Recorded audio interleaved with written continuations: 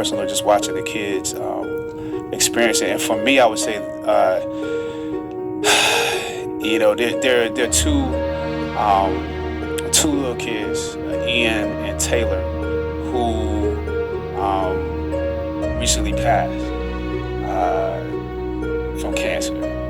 And throughout our filming, I was communicating with them, knowing that they were both terminal. And what they said to me is, and their parents said, they're trying to hold on till this movie comes. And to a certain degree, you hear them say that, and you're like, wow, that's like, I gotta get up and go to the gym. I gotta get up and go to work. I gotta learn these lines. I gotta work on this accent.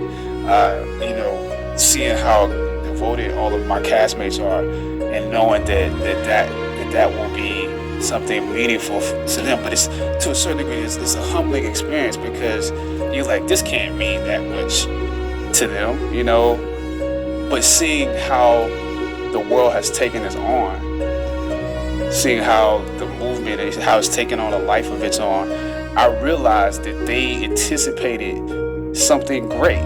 And I think back now to a kid and just, waiting for Christmas to come, waiting for my birthday to come, waiting for a toy that I was going to get a chance to experience, or a video game. I did live life waiting for those moments. And so it put me back in the mind of being a kid, just to experience those two little boys' anticipation of this movie. And when I found out that they...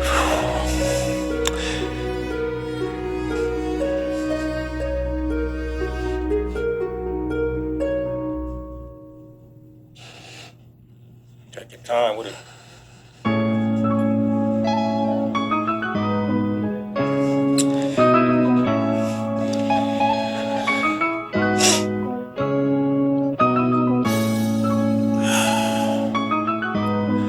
Yeah, it means a lot.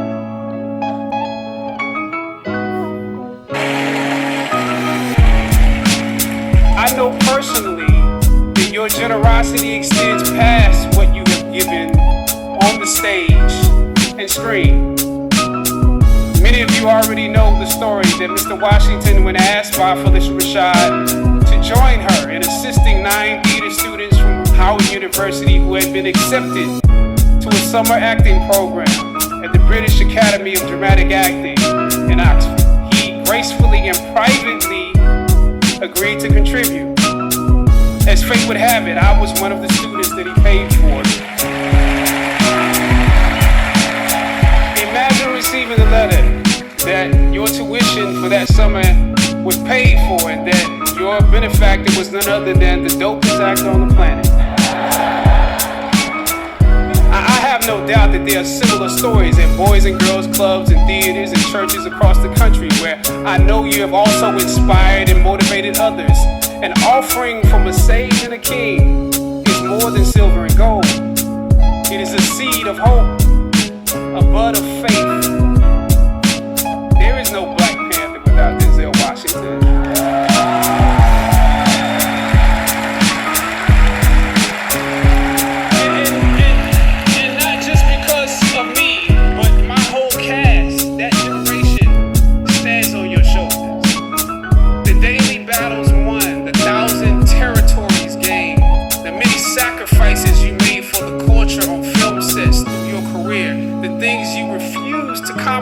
Along the way, laid the blueprints for us to follow. And so now, let he who has watered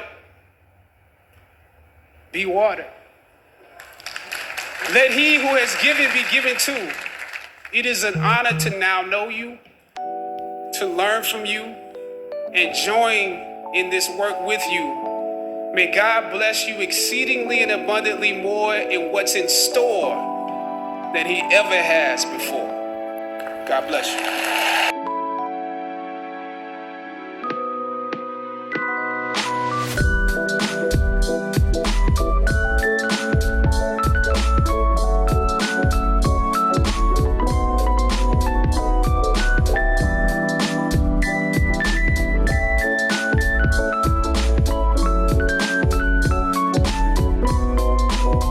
down, lost in my own world of issues, like many of you do daily. I'm almost at the center of the yard. I raised my head and Muhammad Ali was walking towards me. Time seemed to slow down as his eyes locked on mine and opened wide. He's raised his fist into a quintessential guard. I was game to play along with him, to act as if I was a worthy opponent. What an honor to be challenged by the GOAT, the greatest of all time, for a brief moment. His face was as serious as if I were Frazier in the Thriller in Manila. His movements were flashes of a past greater than I can imagine. His security let the joke play along for a second before they ushered him away.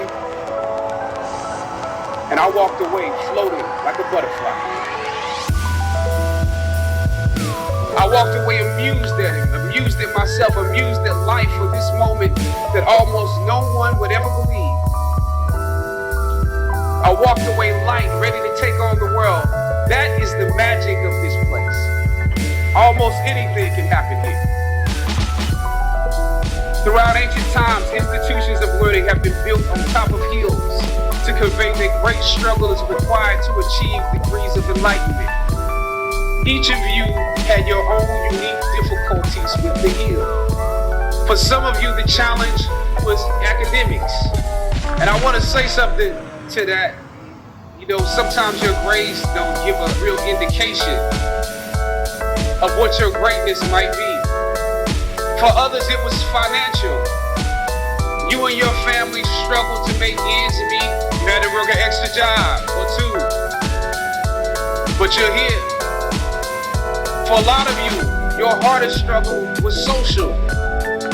Some of you never fit in. You were never as cool and as popular as you wanted to be. And it bothers you. So your social struggles here became psychological. Even though you made it up the hill, you carried the baggage of rejection with you. But you're here. Or some of you went through something traumatic. You made it to the top of the hill, but not without scars and bruises. Some of you fit in too much. You waited until the last minute to do your best work, and it's a wonder that you made it up the hill at all because you carried the baggage of too much acceptance. Most of you graduating here today struggled against one or more of the impediments or obstacles I mentioned in order to reach this hilltop. When completing a long climb, one first experiences dizziness, disorientation, and shortness of breath due to the high altitude. But once you become accustomed to the climb, your mind opens up to the tranquility of the triumph. Most of you need some realizations because right now you have some big decisions to make. Only the name. Right now, I urge you, in your breath, in your eyes, in your consciousness, invest in the importance of this moment and cherish it. I know some of you might have partied last night. You should celebrate, but this moment is also part of that celebration. So savor the taste of your triumphs today. Don't just swallow the moment whole without digesting what is actually happening here. Look down over what you conquered and appreciate what God has brought you through. I was on a roll when I entered the system of entertainment, theater, television, and film. In my first New York audition for a professional play, I landed the lead role. From that play, I got my first agent. From that agent, I got an on-screen audition. It was a soap opera. It wasn't Third Watch. It was a soap opera on a major network. Only the name. I scored that role too. I felt like Mike Tyson when he first came on the scene, knocking out opponents in the first round. With this soap opera gig, I was already promised to make 6 figures, more money than I had ever seen. I was feeling myself. But once I got the first script, and with soap operas, you very often get the script the night before, and you shoot the whole episode in one day with little to no time to prepare. Once I saw the role I was playing, I found myself conflicted. Only the name. The role wasn't necessarily stereotypical. A young man in his formative years with a violent streak pulled into the allure of gang involvement. That's somebody's real story. Never judge the characters you play. That's what we were always taught. That's the first rule of acting. And any role played honestly can be empowering. But I was conflicted because this role seemed to be wrapped up in assumptions about us as black folk. The writing failed to search for specificity. Plus, there was barely a glimpse of positivity or talent in the character. Barely a glimpse of hope. I would have to make something out of nothing. I was conflicted. Howard had instilled in me a certain amount of pride, and for my taste, this role didn't live up to those standards. It was just my luck that after filming the first 2 episodes, execs of the show called me into their offices and told me how happy they were.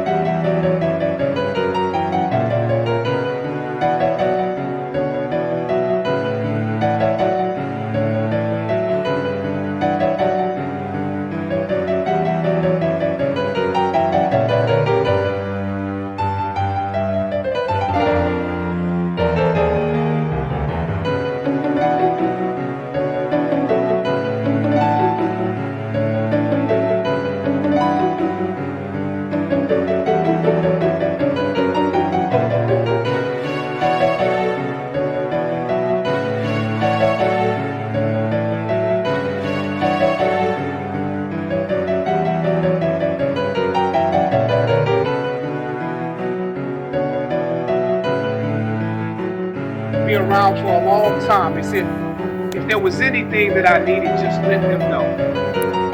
That was my opening. I decided to ask them some simple questions about the background of my character, questions that I felt were pertinent to the plot. Question number 1, where's my father? The exec answered, he left when you were young. Of course. Okay. Question number 2. In this script, it alluded to my mother not being equipped to operate as a good parent. So why exactly would my little brother and I have to go into foster care? Matter of factly, he answered, well, of course, she's on heroin. That could be real, I guess. But I didn't want to assume that's what it was. If we're around here assuming that the black characters in the show are criminals on drugs and deadbeat parents, then that would probably be stereotypical. That word stereotypical lingered. One of the execs pulled out my resume and began studying. The other exec wore a smile, trying to live up to what they had promised me only a few moments before. If there's anything you need, just let us know. She said, as you have seen, things move really fast around here. But we are more than happy to connect you with the writers if you have suggestions. Yeah, I said, that would be great. I said, because I'm just...